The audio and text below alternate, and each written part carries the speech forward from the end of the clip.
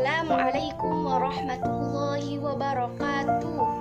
Perkenalkan, nama saya Nafiatul Husna dengan NIM 2319127, jurusan Pendidikan Guru Madrasah Ibtidaiyah, Fakultas Tarbiyah dan Ilmu Keguruan IAIN Pekalongan semester 4.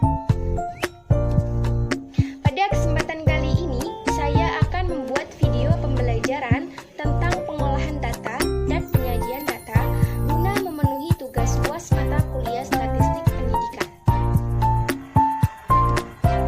Pada video pembelajaran kali ini, saya menggunakan materi matematika kelas 5 SD bab 5. Ini saya searching di Google dalam bentuk PDF dan saya print out ya teman-teman.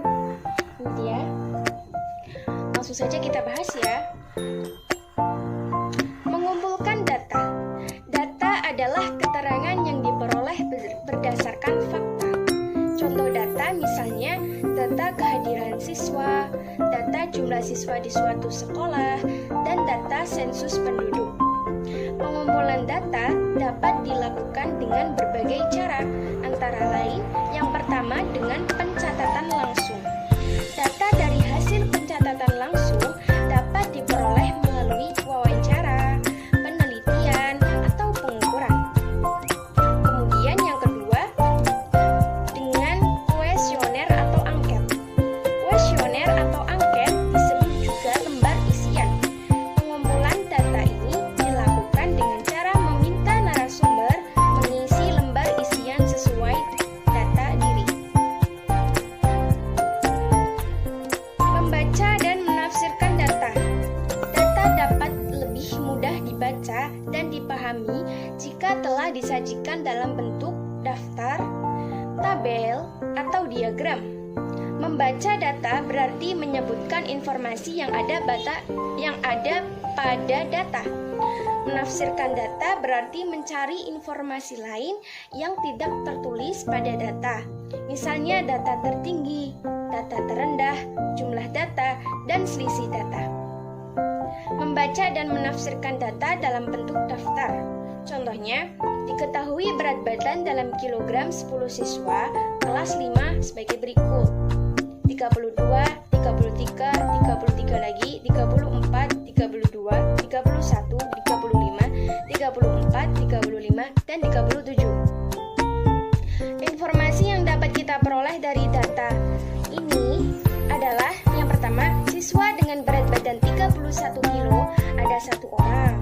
Kemudian 32 kilo ada 2 orang, 33 kilo ada 2 orang, 34 kilo ada 2 orang, 35 kilo ada 2 orang, dan 37 kilogram ada 1 orang.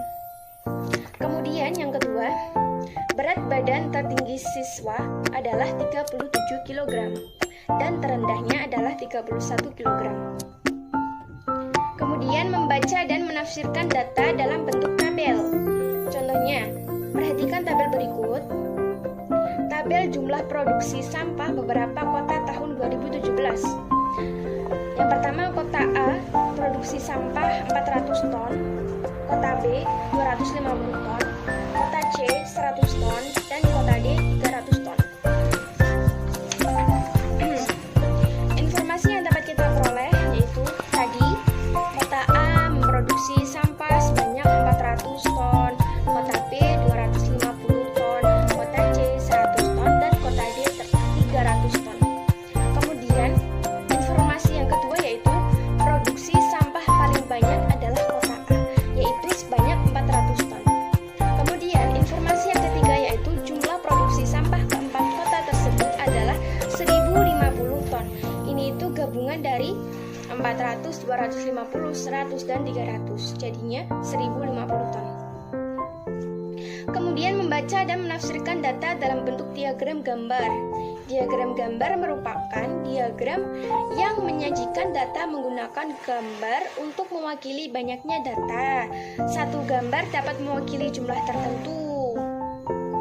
Kemudian membaca dan menafsirkan data dalam bentuk diagram batang. Pada diagram batang, tinggi batang-batang persegi panjang menunjukkan banyaknya data. Contohnya seperti ini.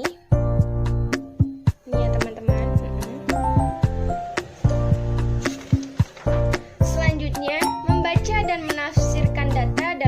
diagram garis. Pada diagram garis, banyaknya data ditunjukkan dengan titik-titik yang dihubungkan menjadi garis. Ini ada titik-titiknya. Kemudian membaca dan menafsirkan data dalam bentuk diagram lingkaran. Pada diagram lingkaran, satu lingkaran penuh dibagi menjadi beberapa bagian. Besar setiap bagian menunjukkan banyaknya data yang dituliskan dalam satuan presentase atau besar sudut. Contohnya seperti ini.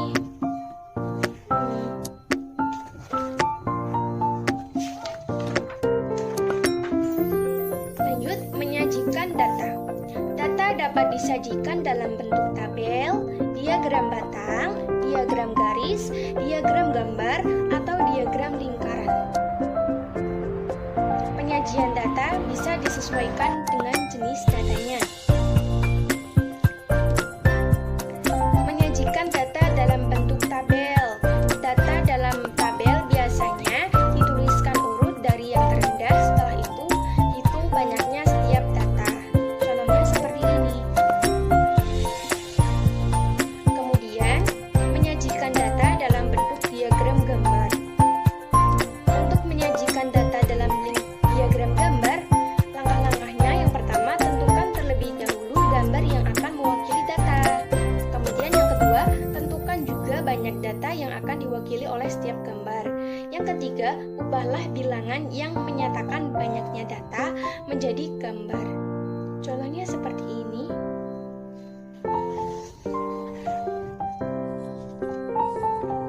Kemudian menyajikan data dalam bentuk diagram batang. Langkah-langkahnya yang pertama, buatlah sumbu tegak dan sumbu mendatar. Yang kedua, tuliskan bilangan-bilangan yang akan menyatakan banyaknya data di sumbu tegak. Jarak setiap bilangan harus sama. Kemudian yang ketiga, tuliskan setiap kategori data di sumbu mendatar dengan jarak yang sama. Terus yang keempat, buatlah batang-batang persegi panjang dari setiap kategori data yang tingginya sesuai dengan banyaknya data. Nah, contohnya seperti ini. Ini diagram batang ya teman-teman. Ini sumbu ini merupakan sumbu tegak menyatakan banyak data, jarak setiap bilangan sama. Kemudian ini, angka yang ini kesini itu sumbu mendatar menyatakan kategori data. Kemudian ini, tingginya ini, itu batang-batang persegi panjang tingginya sesuai dengan banyaknya data. Kemudian menyajikan data dalam bentuk diagram garis. Langkah-langkah menyajikan data ke dalam diagram garis hampir sama dengan diagram batang teman-teman. Akan tetapi, pada diagram garis banyaknya data ditandai dengan titik. Setelah itu, titik-titik tersebut dihubungkan dengan garis. Contohnya seperti ini, kayak tadi itu.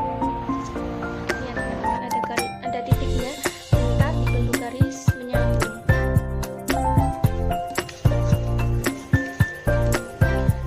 Yang terakhir, menyajikan data dalam bentuk diagram lingkaran.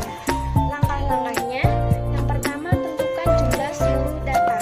Yang kedua, tentukan besar sudut atau persentase dari setiap kategori data dengan cara rumusnya seperti ini.